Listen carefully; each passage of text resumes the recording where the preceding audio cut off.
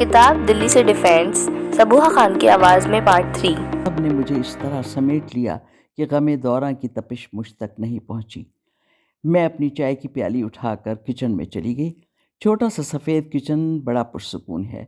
चाय का पानी लगाया, शुएब ने टीवी ऑन किया और अब किचन में नाश्ता बनाने में मेरी मदद कर रहे हैं। शुएब एक ऑप्टिमिस्ट इंसान है। अंधेरी रात में भी रोशनी की वो किरण उन्हें नज़र आ जाती है जो हज़ार ढूंढने से भी मेरी निगाहों से ओझल रहती है। पहला कदम उठाते ही उन्हें सफ़र की कामयाबी पर पुख्ता यकीन होता है। कई मर्तबा मैं सोचती हूँ मैं भी वैसे ही हो जाऊँ, मगर किसी के जैसा होना अपने बस में नहीं। आप जैसे होते हैं वैसे होते हैं। आज हमें नेशनल सिक्योरिटी नंबर के लिए जाना है। नासिर को उठाया गया। आजकल हमारा बेटा हमारा ड्राइवर भी है, हमारा गाइड भी। बाप का पेशेंस जितना कम है, बेटे का उतना ही ज़्यादा। इत्तेफाक ही होगा कि वो जज्बात की रौ में बहकर कोई काम करे। ठीक 9 बजे हम रोड मैप को देखते हुए बताए हुए ऑफिस पहुँचे। ऑफिस में मुख्तलिफ़ कौमियत के लोग मौजूद थे। सब लोग बड़े मुनज़्ज़म तरीके से मुख्तलिफ़ कतारों में थे। विंडो पर मौजूद कनेडियंस बड़ी खुश अखलाक़ी से आपको मालूमात फ़राहम करते थे और एक अदद रसीद आपको मिल जाती थी। इतने दोस्ताना माहौल के बावजूद हम अपने मुल्क को मिस कर रहे थे। हम जो माली तौर पर मजबूत थे, हमारे पास गाड़ी थी, रहने को अपार्टमेंट था और वापसी के एयर टिकट्स थे। जब चाहे वापस घर जा सकते थे। खुदा जाने उन लोगों पर क्या गुजरी होगी जो अपनी कश्तियाँ जलाकर एक नए साहिल से उम्मीदें लगाकर पाकिस्तान आए थे। जब 1947 की पहली सर्दी आई तो अम्मा ने नए घर के पर्दे उतार कर उसके लिहाफ बनाए। उन्हें पर्दों की लाइनी से आपा के कॉलेज जाने के लिए कपड़ों का इंतज़ाम हुआ। मामू को जीएचक्यू की तरफ से एक बहुत बड़ी कोठी का एक पोर्शन दे दिया गया था। ये कोठी राजा बाज़ार से गुजर कर नेहरू रोड पर वाक़ थी। कोठी के नज़दीक अकालगढ़ का मोहल्ला था। ज़रा सा आगे सरदारां वाला बाग था जिसमें लगा सुनहरा घंटा हर 1 घंटे बाद अपनी मौजूदगी का पता देता था। अगर हम अपनी तीसरी मंजिल पर जाते तो वहाँ से हम खुद उस घंटा घर में वक्त देख सकते थे। किसी डोगर सिंह ने ये कोठी बड़े शौक़ और अरमानों से बनवाई थी। बड़ी बड़ी मेहराबों वाले बरामदे, बहुत बड़ा सहन, बड़े बड़े कमरे, बहुत कुशादा किचन। सहन इतना वसी था कि बारिश में कमरों से किचन तक जाते हुए इंसान को छतरी इस्तेमाल करना पड़ती थी। एक स्टोर जिसमें छत तक ऊंची बड़ी बड़ी अलमारियां और एक दो छती थी। पहली मंजिल का हिस्सा 3 कमरों, एक बरामदे और बड़ी सी छत पर मुश्तमिल था। तीसरी मंजिल पर जाने के लिए लकड़ी की गोल सीढ़ियां थीं जो एक बड़ी सी गोल खूबसूरत छतरी के साए में थीं। शहर में इस कोठी को इसीलिए छतरी वाली कोठी भी कहा जाता था। बारिश में छतरी के नीचे हम सीढ़ियों पर बैठकर बारिश का नज़ारा भी करते और बारिश की बूंदों की छेड़छाड़ से महसूस भी होते। तीसरी मंजिल पर 2 बारादरियां थीं। खूबसूरत जालियां थीं और लाल मेहराबें थीं। बारादरी में हम अक्सर झूला डाल लिया करते। गरज घर क्या था, एक शानदार भूल भुलैया थी। शहर में आने वाले बड़े बड़े ओहदों पर फायज लोगों की इस घर पर नजरें थीं। मामू लड़ाई झगड़ों से घबराते थे। उन्होंने अम्मा से कई बार कहा कि हम किसी और घर में शिफ्ट हो जाते हैं, मगर अम्मा ने फैसला किया कि ये कमज़ोरी दिखाने का वक्त नहीं। मैं अपने बच्चों को किसी छोटे घर में लेकर नहीं जाऊंगी। मगर अम्मा को क्या मालूम था कि शहर के कमिश्नर को वो घर पसंद आ चुका था। एक शाम कमिश्नर साहब ने चंद नौजवान नौकरों को ऊपर के हिस्से में शिफ्ट कर दिया। अम्मा ने घर में बुर्का पहनना शुरू कर दिया।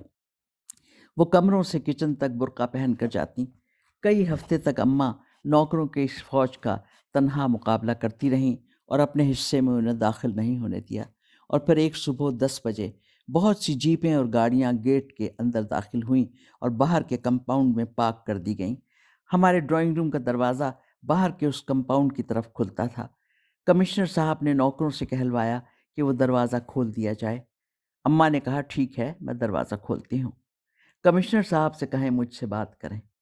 अम्मा ने इब्राहिम खान की 2 नाली बंदूक निकाली और दरवाज़ा खोल दिया और एक बड़ी मेज़ के सहारे बंदूक संभाल कर खड़ी हो गईं। बकौल अम्मा के उन्होंने कारतूस भी खुद डाले। आज उस वक्त की वो प्रैक्टिस काम आई जो वो कभी अपने भाइयों के साथ शेर के शिकार पर जाकर किया करती थी। اماں نے کہا آئیے میں تیار ہوں. میں نے ہندوؤں کی بہت گولہ باری برداشت کر لی. اگر پاکستان آ کر مسلمان بھی ایک بیوہ سے وہی سلوک کرنا چاہتے ہیں تو آج مجھے ان کا بھی مقابلہ کرنا ہوگا. ہمت ہے تو سامان لائیے، مجھے گولی چلانے میں کوئی جھجک نہیں. میں اپنے بچوں کے دفاع کے لیے کچھ بھی کر سکتی ہوں. آئیے آپ اور ہم دونوں مقابلہ کرتے ہیں. اتنی دیر میں ماموں آ گئے اور اماں کو سمجھا بجھا کر ٹھنڈا کیا. ایک طرف میں اماں کی بہادری کی داد دیتی ہوں تو دوسری طرف مجھے کمشنر کی عظمت سے بھی انکار نہیں. اگر وہ چاہتا تو پھر بھی کوٹھی حاصل کر لیتا، لیکن اس وقت کے مسلمان میں نئے نئے پاکستان کی پاکیزگی کی کچھ حرارت باقی تھی. کمشنر شریف انسان تھے. انہوں نے اس بات کو اپنی انا کا مسئلہ نہیں بنایا، بلکہ اس دن سے اماں کو اپنی بہن بنا لیا اور اپنے تمام ساز و سامان اور نوکروں کی پلٹن کے ساتھ واپس چلے گئے. میں سوچتی ہوں اس وقت اس بہادری کا مظاہرہ اماں نے کیسے کیا. میں ان کی بیٹی، ان کی اگلی نسل مصلحتوں کا شکار ہوں. آج جب کوئی میری دکان پر کلیشنکوف کے ساتھ مجھ سے رشوت یا بھتہ وصول کرنے آتا ہے تو میں اس کے سامنے بندوق تان کر کھڑی نہیں ہوتی. میں اپنا فائدہ دیکھتی ہوں. میں زمانے کی رو کے ساتھ بہہ جاتی ہوں. میں کہ ہر بے ایمانی میں ساتھ دے کر اپنے ملک کو مزید تباہی کی طرف دھکیلتی ہوں. وہ ملک جو اسلام کے نام پر بنایا گیا تھا، وہ ملک جس کی بنیادوں کی آبیاری ایمانداری اور قربانی کے جذبے نے کی تھی. آج میں ایئر کنڈیشن ڈرائنگ روم میں بیٹھ کر کرسٹل کے گلاسوں میں مشروب پیش کر کے ملک کو سدھارنے کی بے بنیاد باتیں کرتی ہوں. میں کہ اس ملک سے شرائط پر پیار کرتی ہوں.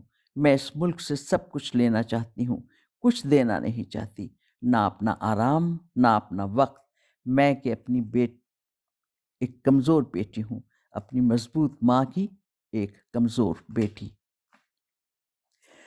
ہماری اماں گوری چٹی یو پی کے گھرانے کی خاتون تھیں. یو پی میں ان کا تعلق نگینہ ضلع بجنور سے تھا. 5 بھائیوں کی اکلوتی بہن تھیں. سب سے چھوٹی ہونے کی وجہ سے ہمیشہ بٹیا کہلائیں. یہ اس زمانے کا ذکر ہے جب مسلمان گھرانوں میں لڑکیوں کو بیبی کہنے کی بجائے بٹیا یا منی کہا جاتا تھا.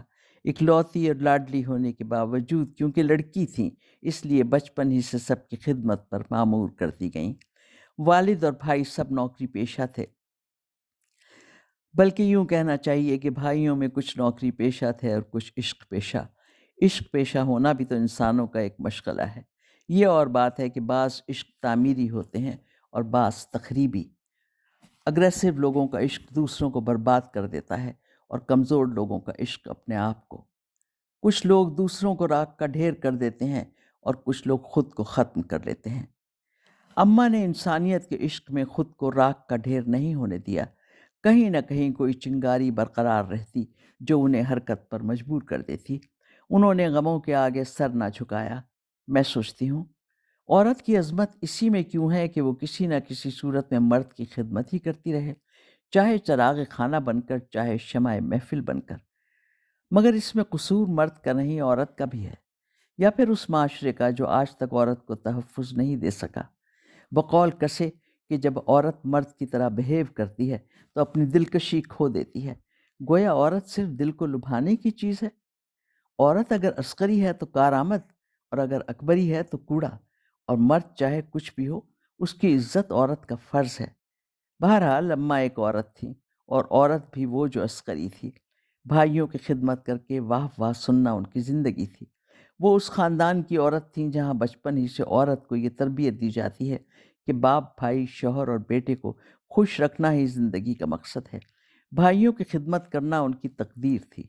زندگی بھر وہ سب کی خدمت کرتی رہیں، مگر مکھن کی ٹکیا ہمیشہ بھیا یا بیٹے کی روٹی پر ہی رکھی. ان کی ایک بڑی خوبی یہ تھی کہ وہ چھوٹی چھوٹی باتوں پر کڑھتی نہ تھیں. بات بن گئی تو خوش، نہ بنی تو اس کا غم نہیں. مرد عورت کے جھگڑے میں وہ کبھی نہیں پڑیں. ان کا کہنا تھا کہ وہ گھر کی لاڈلی تھیں. کیسے؟ اس کو وہ خود ہی ثابت کر سکتی تھیں. میں تو کہوں گی ایسے قانون کو میں نہیں مانتی. 5 بھائیوں کی خدمت کرنے میں ان کے کپڑے دھونا، استری کرنا، کھانا پکانا سبھی کچھ شامل ہوگا. اور اس زمانے کی خاطرداری کہ جب کوئی ڈولی آ کر رکتی تھی تو اترنے والا مہمان 1-2 گھنٹے کے لیے نہیں بلکہ کئی دن کے لیے آتا تھا. اماں اپنی شادی کا قصہ بھی بڑے مزے لے لے کر سناتی تھیں.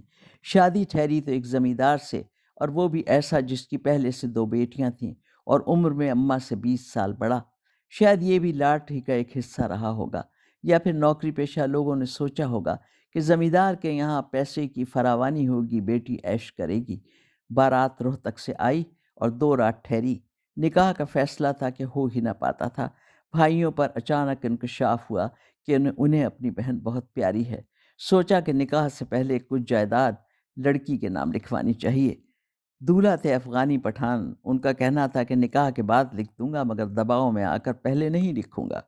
اماں ہنس ہنس کر بتاتی، بھائی جان کہتے تھے عزت کا سوال ہے، ہاں کر دو، اور خلیل بھائی کہتے تھے اگر ہاں کہا تو میں خود کو مار لوں گا۔ واہ کیا محبت تھی کہ شادی کی سیج پر بہن کو مشکل میں ڈال دیا۔ کیا ڈرامائی منظر رہا ہوگا۔ بہرحال نکاح ہوا اور اس کے بعد کچھ جائیداد اماں کے نام لکھی گئی۔ جیسے جائیداد لکھنے سے قسمت کا لکھا بدل سکتا ہے۔ کیا معلوم تھا کہ جائیداد کبھی ان کے کام نہیں آئے گی۔ اس جائیداد سے نہ ان کی جوانی گزرے گی اور نہ بڑھاپا۔ تقدیر لکھنے والا تو خاموشی سے زیر لب مسکرا رہا تھا کہ میرے جال سے کوئی بچ نہیں سکتا۔ جائیداد کتنی بھی ہو تم ہمیشہ بھائی اور بیٹے کی دست نگر ہی رہو گی۔ اماں کی ازدواجی زندگی کیسی تھی اس کے بارے میں مجھے کچھ معلوم نہیں۔ ہاں اتنا ضرور معلوم ہے کہ اماں نے گاؤں چھوڑا اور ابا کو شہر میں لا آباد کیا، بچوں کو تعلیم دلوائی۔ خاص وڈیرے ہونے کی وجہ سے یقیناً ابا لڑکیوں کی تعلیم کے خلاف رہے ہوں گے، مگر یہ اماں کی ثابت قدمی تھی کہ انہوں نے آپا کو تعلیم دلوائی۔